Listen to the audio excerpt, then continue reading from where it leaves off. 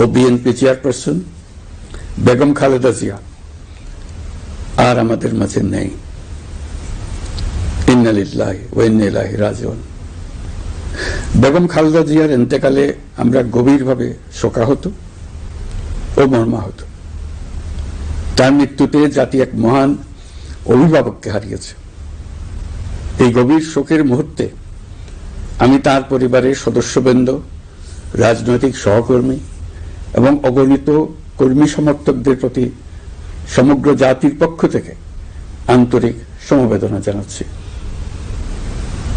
মহান আল্লাহর কাছে আমার প্রার্থনা, তিনি যেন আমাদের সবাইকে এই গভীর শোক কাটিয়ে ওঠার শক্তি দান করেন।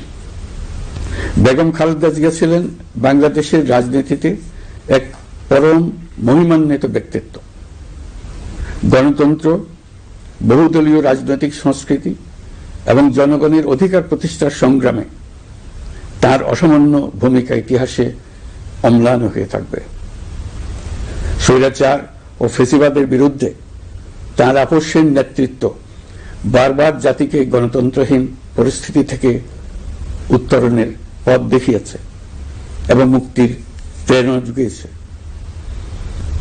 দেশ ও জাতির প্রতি তার সমুজ্জ্বল অবদান জাতি চিরকাল শ্রদ্ধার সাথে স্মরণ করবে।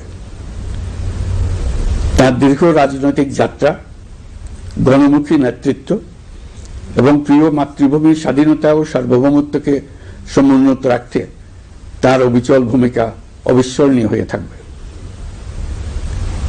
এমন একজন মহান দূরদর্শী ও নিখাদ দেশপ্রেমিক নেত্রীর শূন্যতা পূরণ হবার নয়। প্রিয় দেশবাসী, এই শোকাবহ মুহূর্তে আপনাদের প্রতি আমার উদাত্ত আহ্বান, আসুন আমরা সবাই যার যার অবস্থান থেকে মহান আল্লাহর দরবারে বেগম খালেদা জিয়ার বিদেহী আত্মার মাগফিরাত কামনা করি। একই সঙ্গে জাতির এই কঠিন সময়ে আমরা যেন ঐক্যবদ্ধ থাকি। শোকের এই সময়ে কেউ যেন অস্থিতিশীলতা বা নাশকতার অপচেষ্টা চালাতে না পারে, সে বিষয়ে আমি সবাইকে সজাগ থাকার আহ্বান জানাচ্ছি। এই সময়ে আমাদের সবার দায়িত্বশীল ভূমিকা পালন করা অত্যন্ত জরুরি। প্রিয় দেশবাসী, সাবেক প্রধানমন্ত্রী বেগম খালেদা জিয়ার মৃত্যুতে আমি 3 দিনের রাষ্ট্রীয় শোক এবং আগামীকাল তার নামাজে জানাজার দিনে একদিনের সাধারণ ছুটি ঘোষণা করছি। নামাজে জানাজা সহ সব ধরনের শোক পালনে শৃঙ্খলা বজায় রাখার জন্য আমি সবার প্রতি বিনীত আহ্বান জানাচ্ছি। প্রিয় দেশবাসী, আমি জানি আপনারা সবাই এই সময়ে অনেক আবেগাপ্লুত।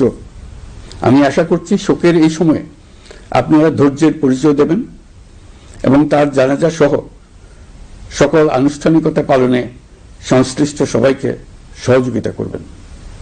মহান আল্লাহ তাআলা আমাদের সকলকে ধৈর্য, শক্তি ও ঐক্যবদ্ধ থাকার ক্ষমতা দেন। আল্লাহ হাফিজ।